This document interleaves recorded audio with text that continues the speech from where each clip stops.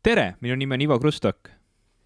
Tere, mina olen Jim Ashilevi. Ja te kuulate saadet Popkulturistid Apparaadio podcasti festivalil. Tere Tartu. Inglismaa ja Belgia kaudu tuleme otse Tartusse. Tere Tartu.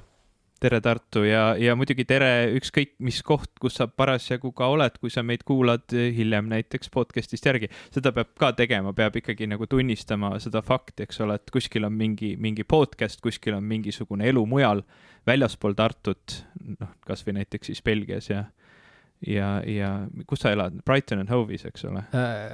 Brighton and Hove'i nimelises linnas, aga kohe, kui sa ütlesid, et on olemas ka elu väljaspool Tartut, siis mul nagu mõte jäi seisma, sest et see on ilmselge vale. Ma arvan, et seda teavad kõik, kes on hetkel Tartus ja seda teavad ka kõik, kes ei ole Tartus, nii et see oli esimene faktiline viga pikkades faktiliste vigade reas tänases osas, ma olen kindel, sest et me räägime täna filmikunstist ja filmikunsti rollist 21. sajandil meie eludes. Piisavalt suur ja lai teema, et palju pange panna, aga see on meie trademark, nii et miks mitte nagu sellega kohe julgelt pihta hakata, nagu ikka. Aga võib-olla alustuseks veel... Ja näed, võt nüüd me hakkame üksteisele juba otsa rääkima, väga keeruline. Jaa, ma tean. Me oleme kõik nii ärevil. Räägi. Ma tahtsin sult küsida, et kas sa tead, see aasta on täiesti erakordne aasta olnud, sellepärast, et kui 10 varasemal aastal on iga aasta vähemalt üks Marvel Cinematic Universe'i film välja tulnud, siis sellel aastal ei ole esimest korda üle 10 aasta mitte ühtegi Marvel Cinematic Universe'i filmi välja tulnud, see on täiesti uskumatu. Ja see võib olla olenevalt sinu vaatevinklist, kas kohutavalt hea uudis või siis ütleme järjekordne pettumus aastal, mis on täis olnud võiks öelda, kui et omajagu pettumusi.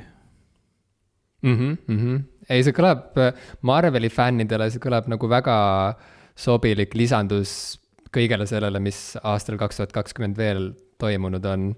Ehk siis veel üks pettumus pikas pettumuste reas, aga snoobidele ja kinopuristidele ilmselt on see hea uudis, et natukenegi saab puhata sellest kiirtoidust vahelduseks. Ja ma küsin siia vahele veel, et me ei ole seda läbi arutanud, kas ma peaksin põrnitsema otse kaamerasse, kas siis inimesed tunnevad nagu intiimsemat sidet saatejuhiga, kui ma põrnitsen otse kaamerasse või see on lihtsalt creepy, kui ma seda niimoodi teen? Põrnitsemine on alati creepy, kuhu sa nagu vaatama peaksid, ma ei tea, vaata ringi, me võime vaadata, ma ei tea, üksteise poole, ma ei tea, kummal pool me nagu, kuhu poole need videod lõpuks nagu ilmuvad. Ma vahepeal vaatan nagu sinna kaamera poole, teen sinna natuke silma, aga lõpptulemusena, kui ma nagu vaatan ennast, siis ma olen siin mikrofoni taga nii peidus, et tundub, et vahet ei ole. Okei. Ma katsusin kaamerat just niimoodi sättida, et ma ei oleks peidus, et oleks nagu... et oleks inimest näha, et oleks üleüldse vaata, ega ma käisin täna haiglas näiteks, ma tegin oma jalale haiget sörkides, sport ei ole tervislik, sain seda omal nahal eile tunda ja käisin haiglas ja siis kõigil olid maskid ees, loomulikult terviseasutuses eriti veel peavad kõigil maskid ees olema, aga kummaline oli lihtsalt see, et ma tean, et Eestis juba kogunetakse, et protesteerida maskide vastu edasi, et Inglismaal nagu neid proteste, ma ei ole vähemalt näinud, sest siin on nagu asjad palju hullemini kui Eestis ja kellelgi pole enam mahti nagu tegeleda sellega, et äkki ärme kanna maskiga, vaatame, mis siis saab. Et ma olen nagu harjunud sellega, et igal pool on kõigil maskid ees, on ju, ja ma ei näegi nägusid, aga eriti veider oli terviseasutuses olla maskiga ja suhelda nii paljude inimestega, kes mind aitasid täna ja lõpuks tulla koju ja tagasi mõeldes mitte mäletada, mis nägu keegi oli. Ehk siis, et seal olid mingid heatahtlikud inimesed vastas, kes nagu tegid kõik endast oleneva, et kuidagi mind rahustada ja ma ei tea, kinnitada, et mu jalaga on kõik korras ja nii edasi. Aga ma ei tea, kes need inimesed olid. Ma ei näinud need nägusid, et see on nii veider. Kui sa koged mingit nii sellist, kuidas öelda, intiimset abistamise vormi, aga see on nii ebaisikuline, isegi kui sa oled seal selle inimesega koos. et see oli kummaline lihtsalt. jah, no ma peidan ennast see mikrofoni taha suuresti ikkagi sellepärast, et mulle tundub nüüd juba, et äkki ma peangi nii olema, et minust nagu rohkem näha ei tohigi, sest ma olen nii juba harjunud. Mul oli ka kusjuures siin hiljuti arstiga üks videokõne, et noh, nagu temaga rääkida ja hoolimata sellest, et videokõnes võiks maski mitte kanda, sest noh, siis nagu noh, interneti vahendusel ju liiguvad nagu teistsugused viirused, et siis lihtsalt tema see veebikaamera paigutamine oli selline, et ma nägin tema silmi ja nägin natukene pea otsa. Nii et tundub, et see lihtsalt ongi nüüd see nii-öelda viis, kuidas me inimesi näeme, kuidas te täna mind näete siin Aparaadio festivalil ja kas su vahel on siis mikrofon või mask või mida iganes, peaasi, et sa teiste pihta ei sülita. Väga tõsi. Aga tagasi teema juurde, filmikunsti roll 21. sajandil. Põhimõtteliselt see teema on meil saatest läbi käinud mitmel korral ja me oleme rääkinud sellest nii Marveli toodangu valguses kui ka üleüldse meie filmi vaatamisharjumuste muutumise valguses. Me oleme rääkinud sellest, kuidas kinos käimine tähendab tänasel päeval midagi natuke teistsugust, kui see tähendas enne voogedastusplatvormide peale tulekut ja nii edasi. Ja võib-olla täna olekski huvitav rääkida, et kuidas me täna aastal 2020 sellele kõigele vaatame, sest et 2020 nagu lükkas uude äärmusse need arengud, mis niikuinii juba käisid. Ja kui tuua konkreetseid näiteid, siis selgelt nii mõnigi esilinastus jäi näiteks ju sel aastal täitsa ära. Ja ka palju meedias laineid löönud Nolani film Tenet lükkus ju muudkui edasi, sest nad püüdsid leida mingisugustki head akent selleks, et seda filmi välja anda niimoodi, et kõik kasum saaks ikkagi teenitud, nii nagu oli plaanitud. Samamoodi oli huvitav kogeda seda, kuidas ma sel aastal esimest korda ikkagi teadlikult valisin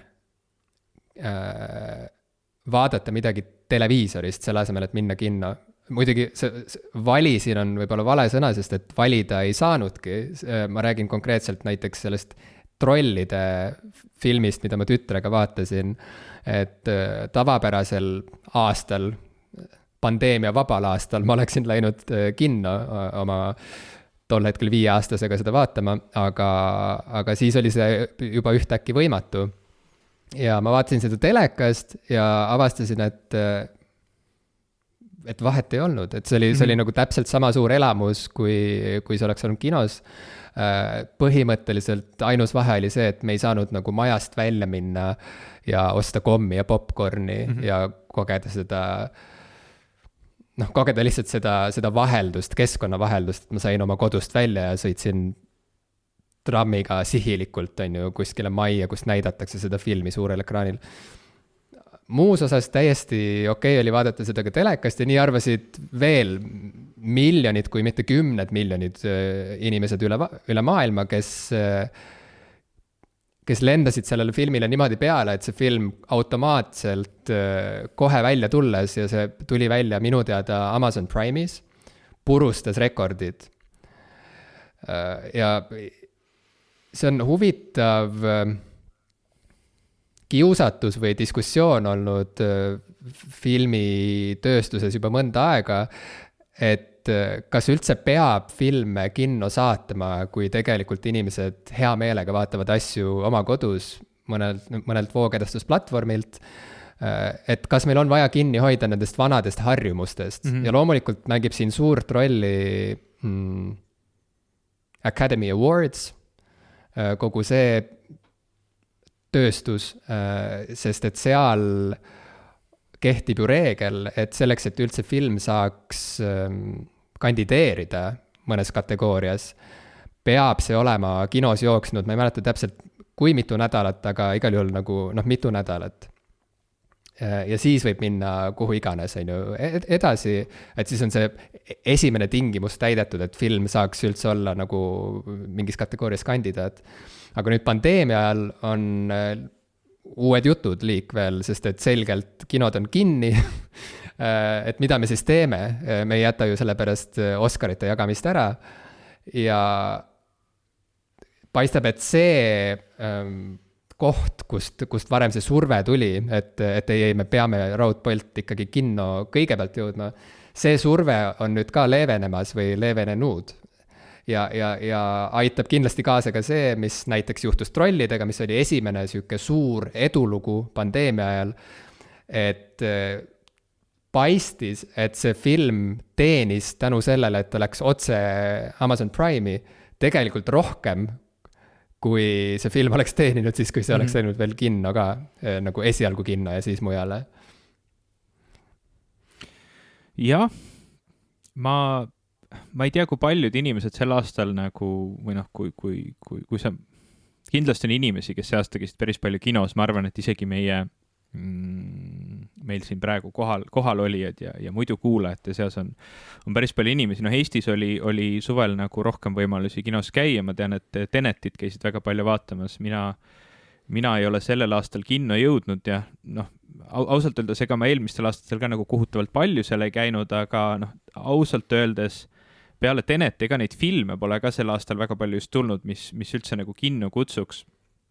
Ja ma ei tea, kas see nagu, minu jaoks kinofilm üldse on nagu mingi hoopis teine asi ja kinofilm minu jaoks nagu suuresti ongi nagu selline, ma ei tea, nagu puhta meelelahutuse film või noh, nagu need Marveli filmid on olnud, et ma olen siin varem ka saates rääkinud, kuidas oli noh ikkagi täiesti suurepärane kogemus käia vaatamas seda Marveli nagu Endgame'i rahvast täis saalis, eks ole, juba lihtsalt sellepärast, et nagu kõik need ootused, kõik need asjad, mille poole oli töötatud kõikide aastate jooksul, mis need filmid, eks ole, tootmises olid, et noh, inimesed reageerisid sellele kuidagi väga vägevalt, hästi lahe oli olla selles ruumis koos kõikide nende fännidega, kes said pihta, mis toimub ja kes nagu elasid sellele kaasa, nagu see oleks kontsert. See tundub minule nagu siuke kinofilm, eks ole, see on selline kogemus, mida kodus on raske teha ja noh, ütleme, kuigi jah, sa võiksid, eks ole, siis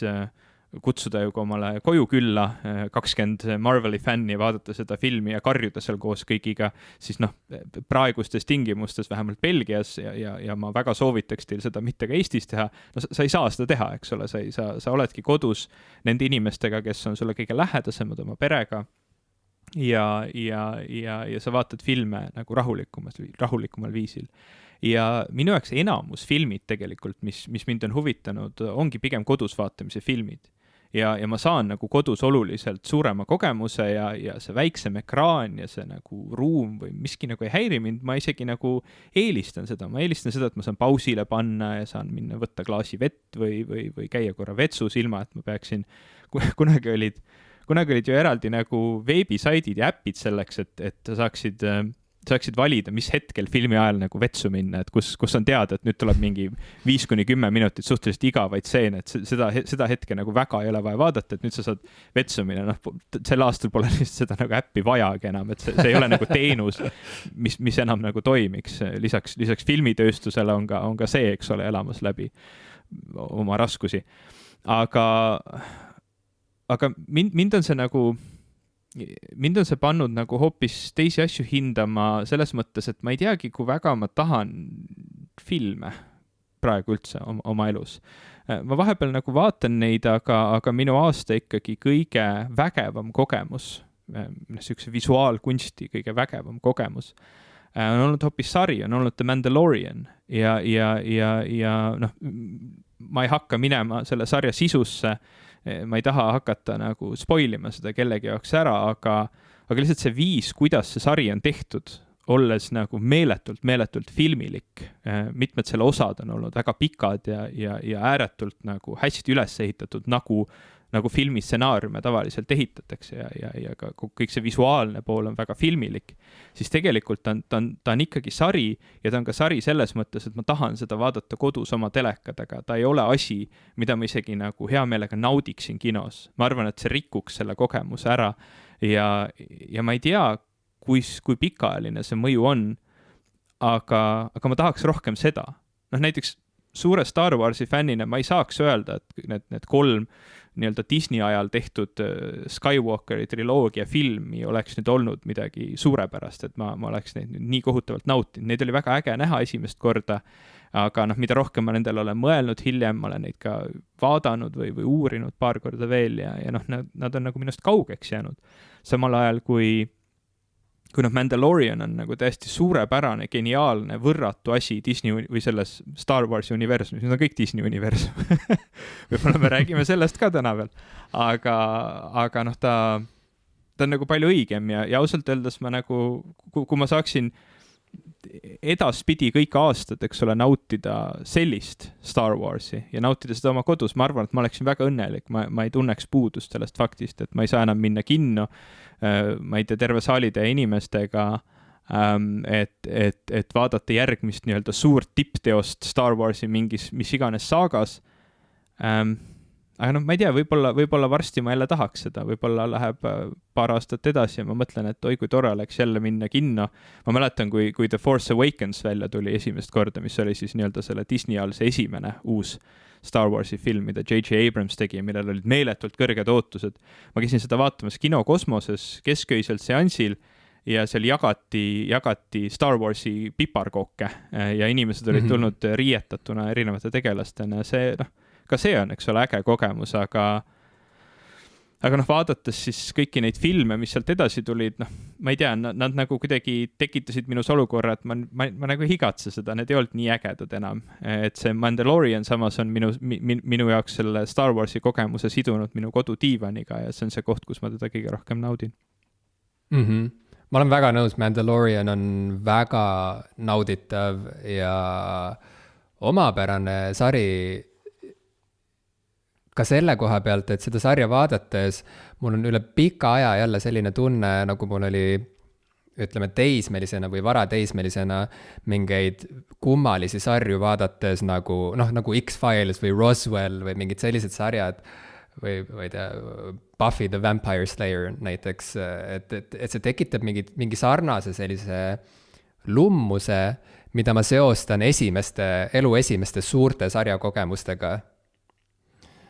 Ma ei tea, mis see on, mida Mandalorianis õigesti tehakse, aga see on kuidagi seotud lihtsalt selle vibe'iga, mis seal sarjas kokkuvõttes on, selle meeleoluga, selle esteetikaga ka. Ma ei tea, mis vaste eesti keeles sellele sõnal on, aga pacing, nagu Mandaloriani nagu selline kõige võib-olla defineerivam osa on see, kuidas see sari on ajastatud, kui kiiresti või kui aeglaselt tegevus toimub erinevate osade vahel ja ma arvan, et see on üks aspekt, miks ta sobib nii palju rohkem koju, lihtsalt see aeglus, kuidas see sari lihtsalt kulgeb nii ääretult mõnusalt, et sa võib-olla ei vaja seda eepilist suurt, ma ei tea, kiiret, vägevat popcorni täis, eks ole, kogemust. Aga selleks, et anda meie seisukohtadele ja hoiakutele mingisugune taust, võiks rääkida lühidalt sellest ka, missugune suhe meil varasemalt on olnud filmidega. Sinu varasemas elus, mis rolli filmid varem mängisid? Kui tahta luua mingisugunegi võrdlusmoment aastaga 2020? Ma ei ole nagu väga filmiinimene kunagi olnud. Või ma ei saa öelda nagu kunagi, ma arvan, et eriti teismelisena ma ikka nagu olin väga huvitunud filmidest ja kuna filmide vaatamise võimalusi siis oli võib-olla vähem, et sa pidid videolaenutusse minema, kas siis ise või keegi su sõber pidi minema ja kellelgi pidi olema mingi videomakke telekas, kus oleks piisavalt vaba aega, et keegi ei segaks, et saaks nagu vaadata neid filme. Või siis jah, läksid kinno, eks ole, et siis oli ka väiksemates kohtades, nagu näiteks Keilas oli oma kino, mul ei tule selle nimi isegi meelde, Saluut praegu tuli meelde. Et nagu neid vaatamise variante oli hästi erinevaid, ükski neist ei olnud mingi nagu super hea, ma mäletan muidugi ka seda, et kui ikkagi oli nagu vägev film, tõsine film, tähtis film, siis sai Tallinna mindud, eriti tähtsate filmide puhul muidugi kinosse Kosmos esialgu, hiljem tulid nagu teised, aga hoolimata sellest, et mul on nagu mõndade filmide ja kinos käimistega mingi eriline kogemus, näiteks kui Star Warsi film hakati uuesti kinno tooma ja ma käisin isaga vaatamas, ma arvan, et Empire Strikes Back siis see on nagu siuke eriline kogemus. Kui South Park Bigger, Longer and Uncut tuli kinodesse. ma mäletan seda, jah. See oli nagu, ma saan aru, sa naerad, sest see ongi tegelikult absurdne, aga see oli eriline kogemus. Oli, ei, ma sellepärast naerangi, et see oli väga eriline, et selle sarnast kogemust ei olnud enne olnud ja ei tulnud ka hiljem enam. Ma käisin seda kinos Kosmos vaatamas. Mina käisin Keila kinos Saluut, kus minu meelest poole filmi pealt oli alati see häda, et tuli vahetada seda filmirulli ja siis tuli korra nagu paus teha, et sa saaksid minna korra midagi ostma. Ja noh, muidugi teised kogemused, mis mul on kodudest meeles, on näiteks Jurassic Park, mida siis sai vaadatud mingisuguse VHS-i pealt, sest sinna ta sai lindistatud mingit satelliidikanalilt, nagu ise kodus on ju, see videomakk, mis meil oli, ei olnud just nagu suurepärane, nii et seal nagu oli päris palju sellist sahinat ja värki vahel, aga me vaatasime seda korduvalt ja see oli ka selline film, milleks lausa nagu naabrid tulid külla.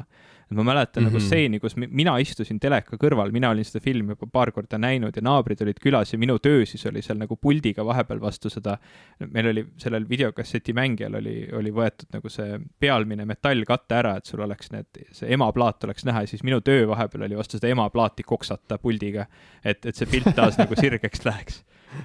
Et noh, nagu filmidel on minu elus nagu mingeid väga olulisi hetki ja väga olulisi rolle, aga ma ei ole nagu filmi inimene. Ma isegi vist tunnen, et ma nagu meelelahutuses esiteks naudin kordust, nagu me eelmises osa rääkisime, ma ei tea isegi, ma ei julge sulle öelda, mitu korda ma olen erinevaid Simpsonite osasid näinud või erinevaid 70's show osasid näinud või sõprade osasid näinud, et need on sellised lihtsasti seeditav meelelahutus, mida ei pea tähele panema, millest ei pea midagi välja võtma, mis lihtsalt võib taustaks mängida, mis on piisava lühikese pikkusega, et sa suudad selle nagu korra ära ampsata. Ja ma vist olen rohkem nagu selle meelelahutuse inimene ja seetõttu täna peamine meelelahutus, kui ma peaksin kõik muud ära jätma ja valima ainult ühe vormi, siis see oleks minu jaoks YouTube'i videod. Sest see annab mulle täna kõike, see annab mulle nii seda võimsat nii-öelda loojutustust, mida suudaks hea film teha, see annab mulle dokumentalistikat, see annab mulle lühivormi, mida iganes, aga mul on tunne, et mina olen nagu see inimene, see pikk filmivorm, mis nõuab tavaliselt väga palju keskendumist ja nagu süübimist, see ei ole päris minu teema, aga ma tean ka, et õige filmi puhul, õiges kontekstis, õigel ajal ma väga naudin seda, nii et ta ei ole nagu asi, mida ma välistan.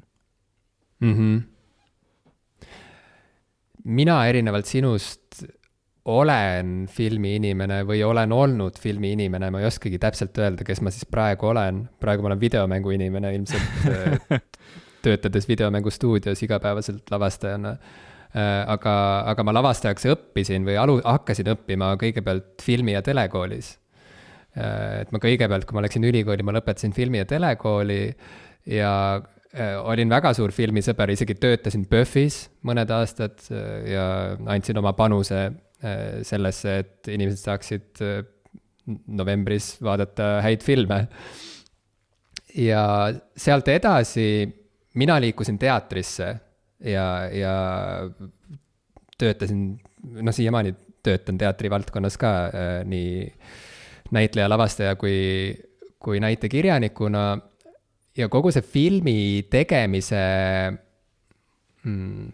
soov ja nii edasi, et see kõik on kuidagi, seda nagu pole enam tulnud, et mul olid esialgu ülikooli minnes mingisugused unistused, et mida ma tahaksin veel teha ja sel hetkel, kui ma ülikooli sisse astusin, olin ma juba teinud mõned amatöörfilmid näiteks koos oma sõpradega ja selles mõttes olin nagu 100% filmi inimene.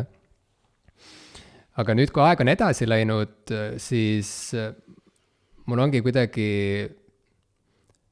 huvitav olnud kuidagi analüüsida ennast, et mis siis muutunud on või mis on muutunud minu ja filmikunsti vahelises suhtes, et mul esiteks alustuseks ei ole enam neid unistusi, mis mul varem olid, ja teiseks, miks mul ei ole ka huvi vaadata filme nii palju kui varem.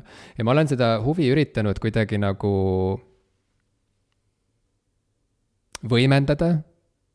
Ka nüüd umbes nädal tagasi ma hakkasin sihilikult lugema näiteks sellise legendaarse Ameerika filmikriitiku nagu Pauline Kaeley kogutud artikleid, sest et see viis, kuidas ta kirjutab filmidest, on lihtsalt niivõrd võluv ja karismaatiline ja kuidagi sihuke terav. Ma lihtsalt tahtsin, et keegi oleks mulle teejuhiks ja sütitaks huvi vaadata mingisuguseid filme või avastada mingisuguseid perioode filmi ajaloos, millele ma pole tähelepanu pööranud. Ehk siis sihuke nagu süstemaatiline lähenemine. Aeg-ajalt mul tekib mingisugune soov või mingisugune hasart kultiveerida endas mingisugust sellist süstemaatilist huvi ja lähenemist filmikunsti vastu, aga see kõik ongi miski, mis nõuab nagu teadlikku asjaga tegelemist. See ei ole miski, mille peale ma niisama tuleks, et võiks teha ikkagi nüüd järgmised 6 kuud niimoodi, et ma iga nädal vaatan vähemalt 1 või 2 filmi ära. Pigem, kui ma lasen asjadel kulgeda iseenesest, vaatan ma täpselt nagu sina YouTube'i, Netflixi, mis iganes muid voogedastuskanaleid ja seal võib juhtuda mida iganes. Ma sageli lihtsalt avan Prime'i või Netflixi või Disney Plussi ja lihtsalt vaatan, mis seal on ja siis hakkan midagi vaatama ja sageli see, mida ma hakkan vaatama, on kas mingisugune stand-up comedy show või siis mingisugune sari. Ja see sari ei pruugi tingimata isegi olla midagi väga uut, näiteks ma hiljuti hakkasin Big Bang Theory't uuesti vaatama, et noh, see on nagu väga, see on lihtsalt nagu huvitav, mingisugune siuke nagu mingi huvide komplekt, mis kuidagi kujuneb ise, kui ma jõuga sellesse just ei sekku.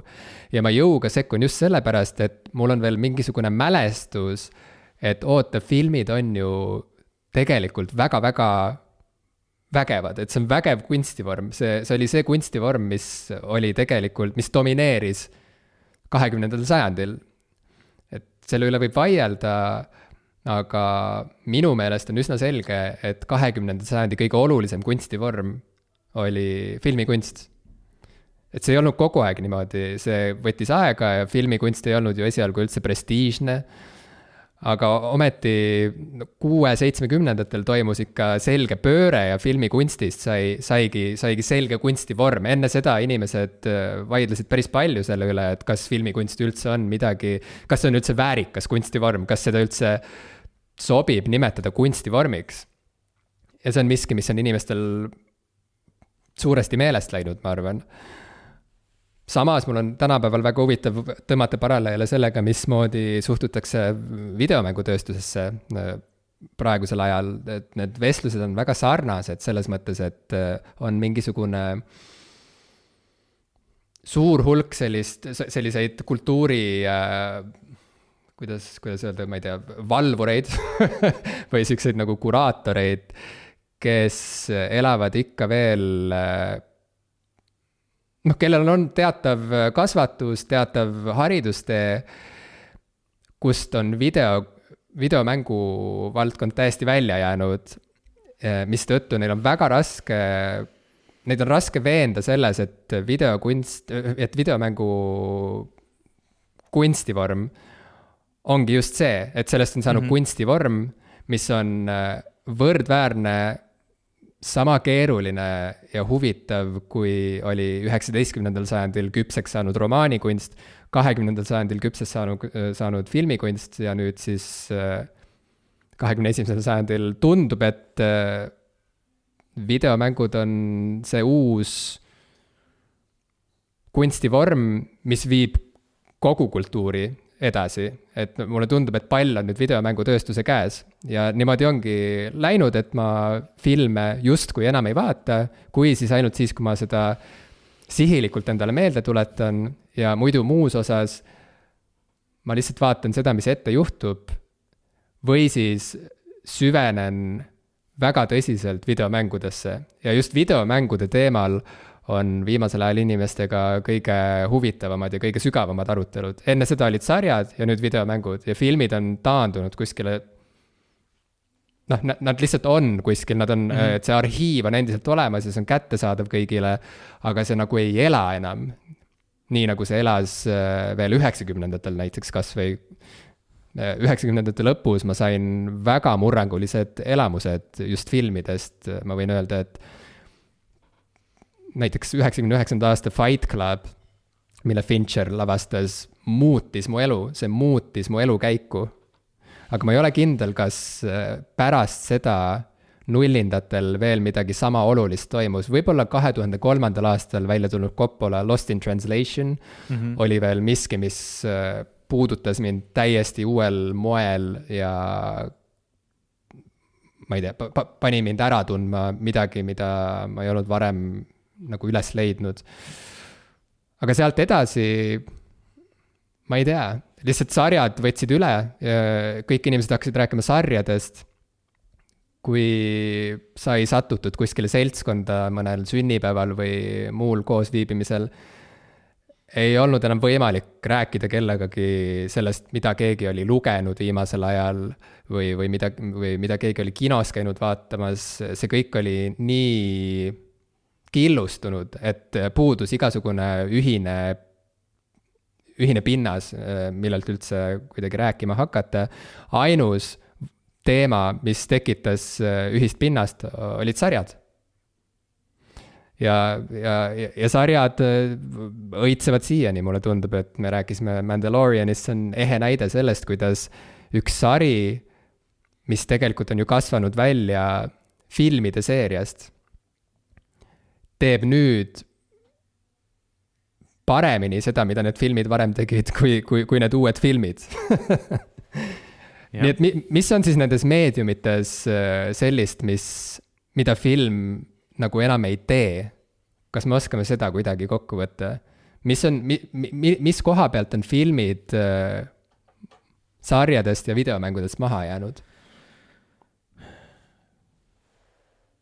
Ma ei ole nagu kindel, kas hakata seda vaidlust pidama, aga miks mitte, kuidagi tuleb ju see aeg ära täita siin laval, aga ma ei ole kindel, kas film on see nii-öelda dominantne 20. sajandi kunstivorm, sest ma võtaks sinna kõrvale albumi, muusikaalbumi, mis võib-olla, ma ei tea, et see võib olla isegi suhteliselt võrdne ja võib-olla lihtsalt oleneb inimesest nagu, et kuidas tal on, et kas tal on rohkem elus filme, mis mõjutasid teda nagu väga sügaval ja tähtsal viisil, või on tal nagu albumeid. Aga hoolimata sellest, kumb inimene sina oled, ma tean, et mina olen kindlasti olnud alati rohkem see nii-öelda muusika inimene ja albumi inimene.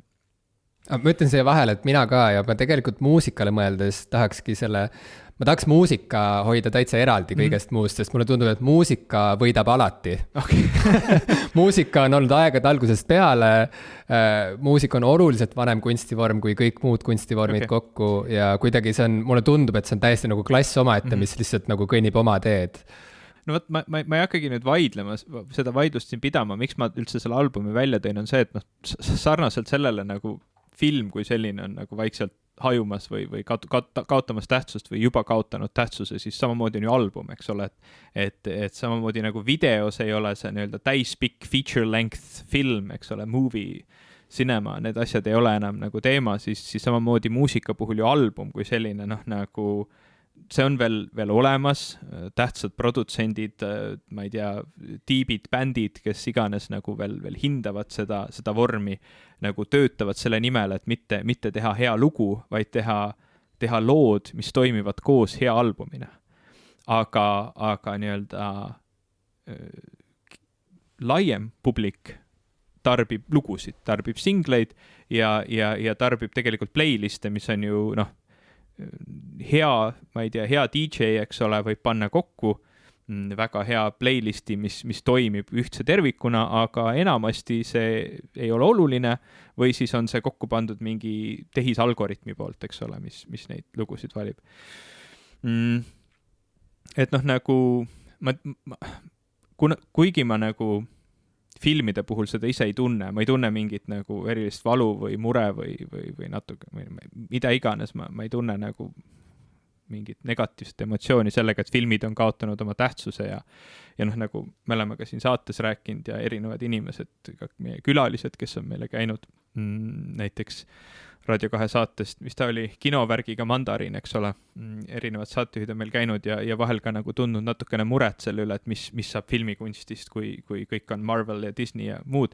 Et noh, ma nagu ei mõtle selle peale, kuigi ma tegelikult sügavalt, eks ole, mõistan seda valu või seda mure ja seda nagu poolt just sellepärast, et noh, mina nagu tunnen muret võib-olla natuke selle albumi pärast, teades muidugi, et noh, see, et ma selle pärast muret tunnen, ei ole tegelikult oluline, sest noh, asjad muutuvad, eks ole, aga kui ma nüüd jõuan selle teemani, mis sa tahtsid püstitada ja see, et noh, nagu kuhu see kino ja kõik nagu välja jõuab ja mis seda kino asendamas on, et kas see on nüüd mäng või midagi muud, siis mul on niisugune tunne, et seda nagu visuaalset meediumi, noh nagu ma ei saa öelda, et mäng on natuke liiga nišivärk, et asendada seda, sest noh, mänge on nagu väga palju ja mäng ei ole ammu tegelikult enam niši teema, kui me kaasame sinna, eks ole, mobiilimängud ja siuksed nagu, ma ei mäleta, kuidas neid kutsuti, everyday games või ei, see oli mingi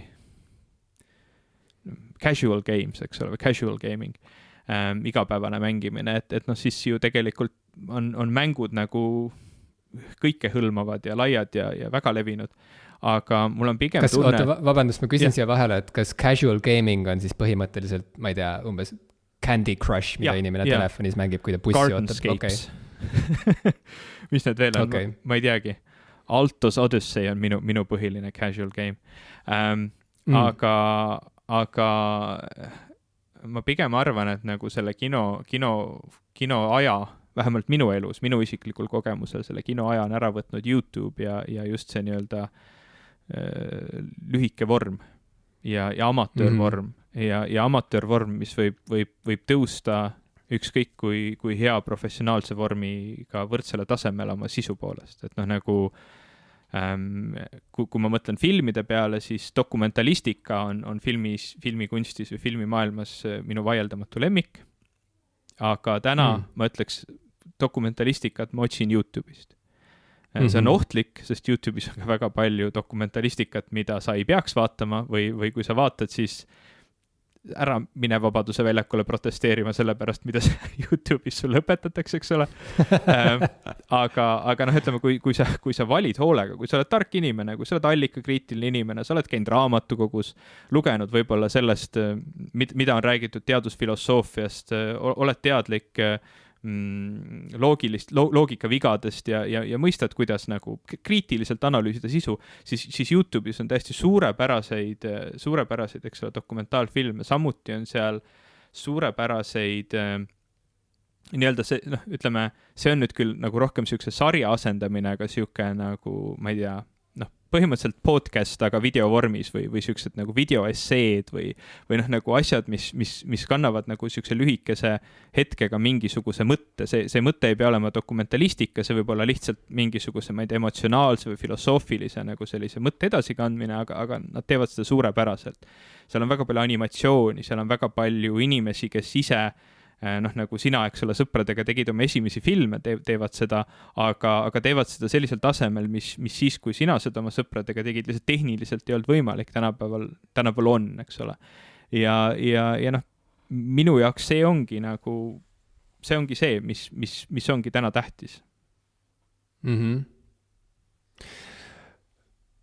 See, mida sa rääkisid, tekitas sellise kujutluspildi minu peas, et kui sa võrdled sellist väga fragmentaarset ja amatöörlikku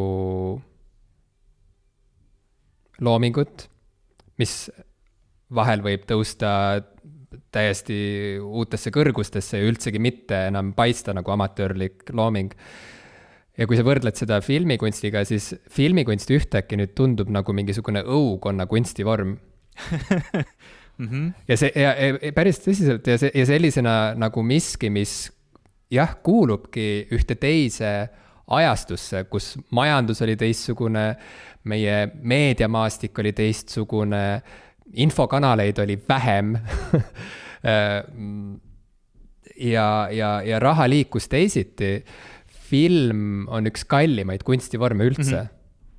Film neelab tohutult raha, tohutult aega, tohutult inimressurssi ja see, mis me praegu näeme näiteks Hollywoodis, on see, et selline nagu kesktase nagu kesktaseme eelarvefilmid on kadunud ära, neid ei ole enam. On ainult äärmused, on hüperkallid vaatemängud ja Marveli filmid on hea näide sellistest filmidest. Ja siis on filmid, mida inimesed teevad põhimõtteliselt ise peale makstes oma iPhone'iga. ja nende kunstilised ambitsioonid on võib-olla põnevamad ja kui mitte põnevamad, siis vähemalt eksperimentaalsemad kindlasti kui Marveli filmide tegijatel. Aga selgelt me oleme midagi ära kaotanud sellega, et see kesktase on haihtunud. Ja pole üldse ju midagi imestada, et see on ära kadunud, kui tegelikult tänu sellele, et tehnoloogilised vahendid on palju lihtsamini kättesaadavad kõigile, ongi palju suurem osa inimkonnast saanud nüüd ühteki võimaluse ennast väljendada ja me oleme järsku avastanud, et tegelikult kui varem meil olid need 30 inimest näiteks, kes said vajaliku raha, et teha oma loomingut kõrgeimal tasemel, siis nüüd, kus tehnoloogilised vahendid võimaldavad nagu kõigil mängu astuda, me näeme, et neid andekaid inimesi on lihtsalt nii palju, et sisuliselt meil ei ole isegi vaja, et see kõik oleks peensusteni rafineeritud, seni kuni sisuliselt see asi on põnev, kaasahaarav, kõnetav, äge, naljakas ja nii edasi, et me anname andeks teatud vormilise rabeduse, kui see sisu puudutab meid tugevalt. Ja sellisel kultuurimaastikul ongi tegelikult natukene asjatu igatseda tagasi mingit kunstivormi, mis varem oli kättesaadav nii vähestele. Ma räägin just autorite seisukohast. Kui tegelikult hüljates need ambitsioonid üldse, et luua midagi nii grandioosset ja kallist, hüljates need ambitsioonid ja liikudes lihtsalt oma vahenditega mingisuguse oma eneseväljendusvormi poole, mis annab meile kõik vabadused ennast väljendada kuidas iganes, olgugi et natuke rabedalt, miks me ei peaks tahtma valida seda rabedamat, aga seejuures, ma ei tea, autentsemat, ausamat, kiiremat kunstivormi. Ja kui tahta midagi, mis haarab meie tähelepanu ja fantaasiat pikemalt, siis me pöördumegi sarjade poole, mis võimaldavad, nagu sa ütlesid mulle, et sulle meeldib kordus. Sarjad ju just seda pakuvad. Sa saad tuttavaks nende tegelastega, nad saavad natuke nagu sinu sõpradeks ja siis sul on võimalus heal juhul mitu hooaega järjest veeta aega koos nende tegelastega. Ja samamoodi arvutimängudega, kus harilik arvutimäng, kui see ei ole mingisugune pisike indie-mäng, võib vabalt kesta 40 tundi, 80 tundi, 200 tundi täiesti vabalt. Ja see on hoopis teistsugune elamus, hoopis teistmoodi kaasahaarav. Me oleme väga keskendunud oma arutelus nüüd sellisele lääne filmimaailmale, eks ole, ja peamiselt siis Hollywoodile ja Ameerika filmitööstusele. Aga rääkides sellest nagu rabedamast ja võib-olla nagu isegi mitte alati rabedamast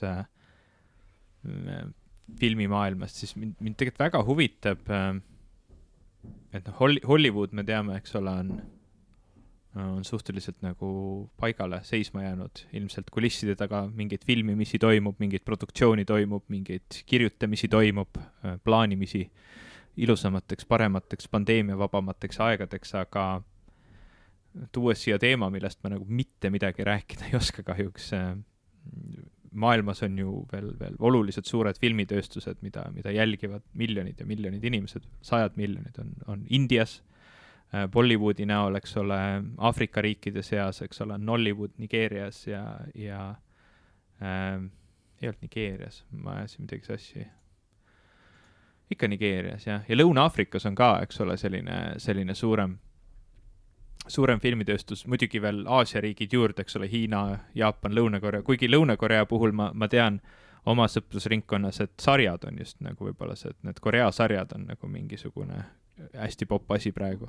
Aga sellest hoolimata, seal on ka ju, eks ole, suured filmitööstused, tegelikult ma ei tea, kuidas neil täna läheb, ma ei tea, kas nemad on nagu sellele praegustele piirangutele nagu isegi vähem võib-olla nagu, et need praegused piirangud löövad neid vähem, sest nad on alati olnud ju võrreldes Hollywoodiga, kus minnakse tegema suurt kino, et nemad on pigem nagu alustanud sellistest oluliselt nagu väiksematest ambitsioonidest ja oluliselt kodusemate vahenditega ja samamoodi nagu me näeme, et täna, eks ole, selles nii-öelda pandeemia tingimustes on väga palju suurt arengut toimunud sellistes vormides nagu YouTube ja sinna juurde veel, eks ole, TikTok, et nagu kes ei oleks näinud täiesti uskumatuid kunstiteoseid karantiini elust, eks ole, TikTokis, kuigi mina olen neid näinud pigem nagu YouTube'i ja Facebooki vahendusel, ma üritasin omale teha muide kasutajad TikTokis ja ma ei saanud üldse aru,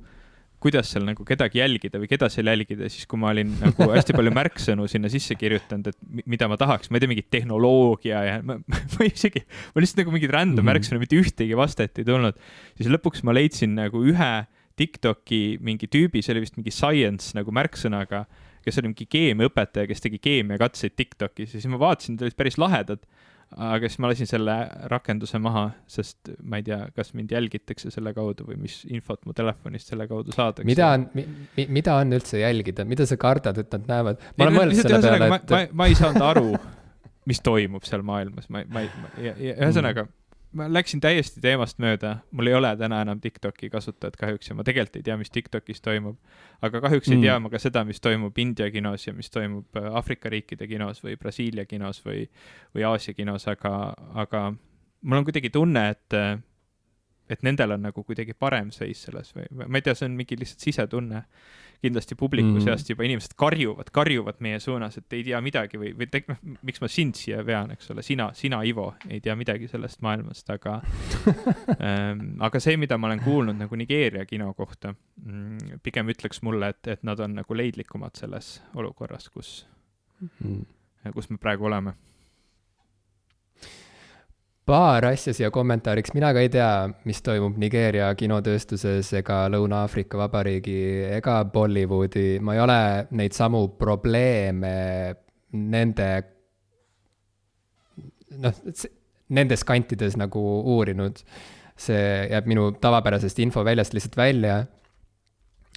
Aga ma tuleks tagasi selle küsimuse juurde, mille ma ise esitasin, et mida siis mida need teised vormid paremini teevad kui film või mis koha pealt film nagu siis maha jääb. Ja mulle meenub üks hiljutine intervjuu ühe noore režissööriga, kes ütles, et ta tõi välja, et kõik vägevad Hollywoodi praegu veel tegutsevad autorikino sellised isiksused nagu Tarantino, Wes Anderson,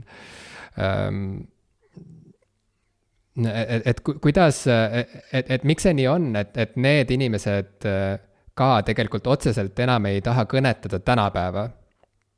Nende kui sa vaatad kas või Tarantino filme, see viimane pool tal on olnud üsna selline nagu eskapistlik selles mõttes, et ta põgeneb kuskile nagu varasemasse ajastusse, varasemasse, ma ei tea, esteetikasse. Ma ei tea, kas põgeneb on õige sõna, aga see noor režissöör tõi ühesõnaga välja, et kuidagi ta ei ole ise näinud, et filmid väga nagu julgelt või et tema põlvkonna inimesed väga julgelt käsitleksid nagu tänapäeva läbi filmikunsti, see kõlab nagu hästi jaburalt ja ebausutavalt, kui ma seda niimoodi ütlen, sest tegelikult väga suur osa filmidest leiavad ju aset tänapäevas ja nii edasi, aga mida ta silmas pidas, oli see, et ta ise tegi hiljuti õudusfilmi nimega Spree. Ja see film läks otse voogedastusplatvormidesse ja see film ise võtab mängu sellise tänapäeva siukse striimimise ja ma ei tea, TikTok-induse, YouTube-induse esteetika.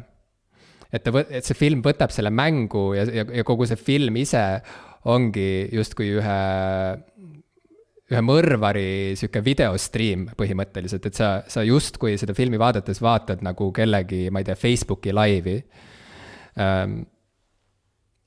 Ja mitte, et see on see, mida nagu kõik filmitegijad peaksid tegema, et nad peaksid nüüd nagu kasutama mingisuguseid Facebook laivi selliseid nagu stiilivõtteid, aga see oli huvitav küsimus, mille ta õhku viskas, et miks see on nii, et me näeme nii vähe seda, et nagu see tänapäeva kiirus ja esteetika ja see mismoodi tänapäeval info liigub, et miks see nii vähe jõuab nagu filmi vormi.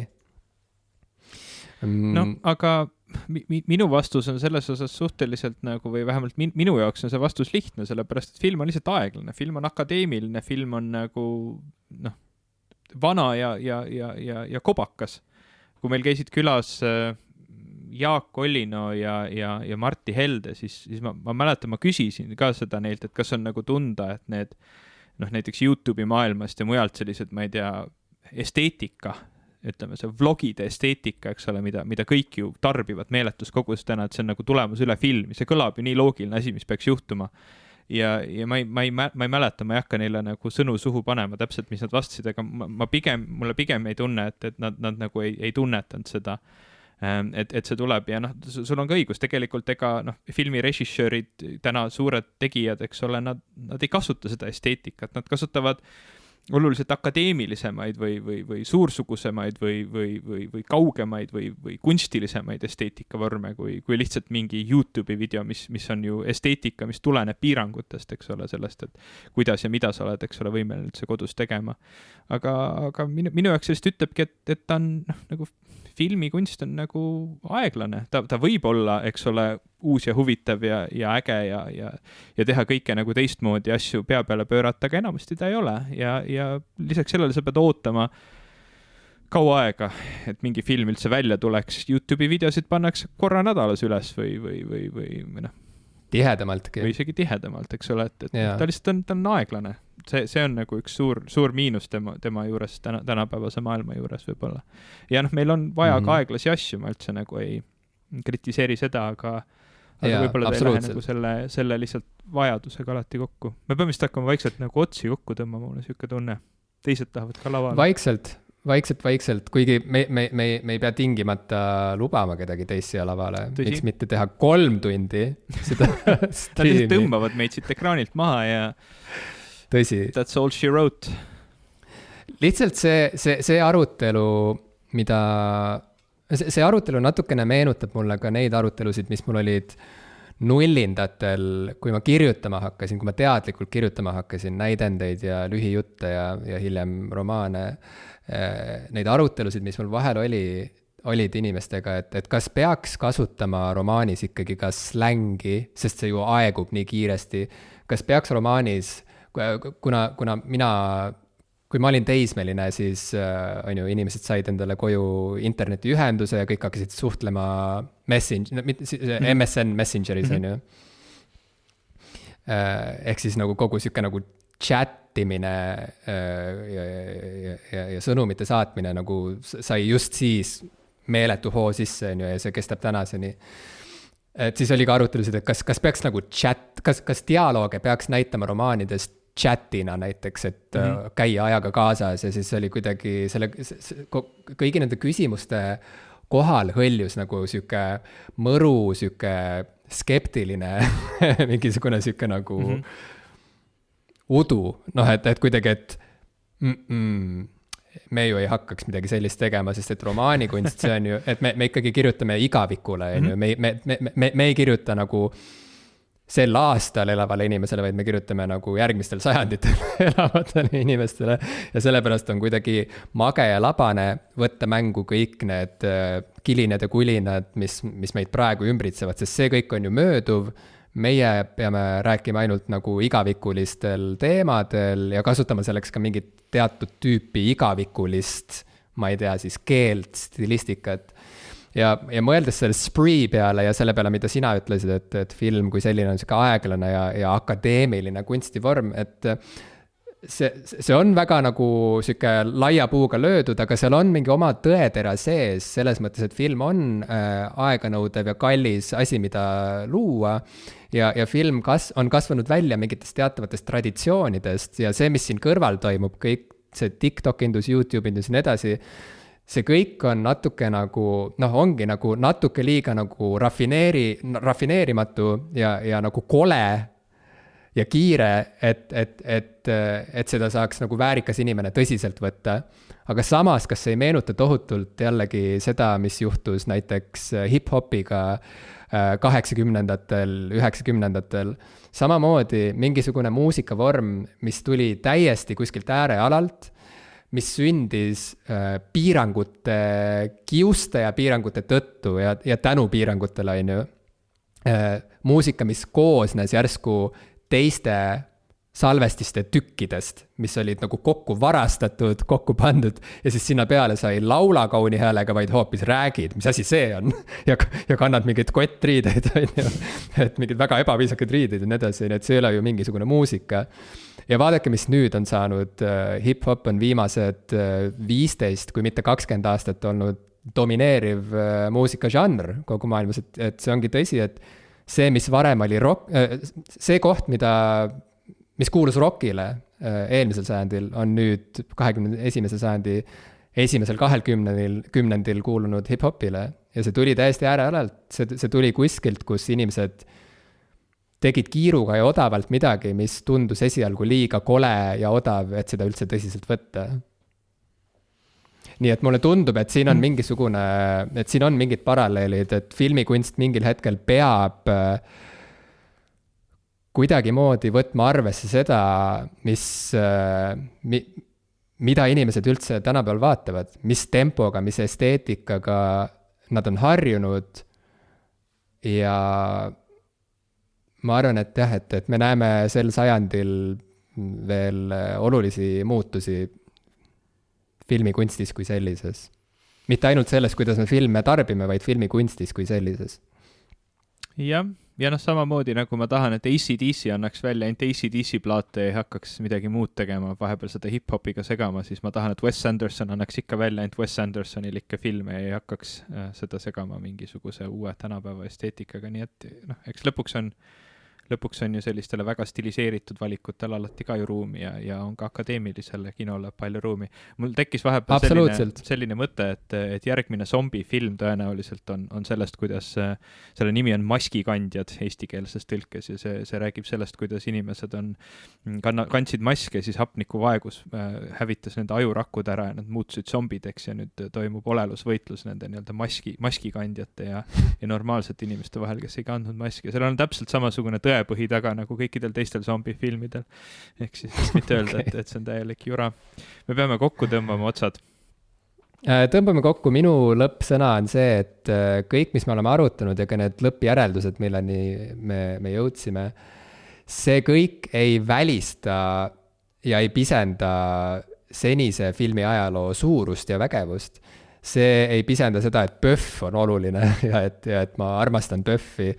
See ei pisenda Kubriku loomingut, see ei pisenda Tarkovski loomingut, see kõik võiks ikkagi meile alles jääda ja me võiksime ikkagi ajast aega minna nende teoste juurde tagasi, sest et seal on midagi, mis kõnetab meid igal kümnendil.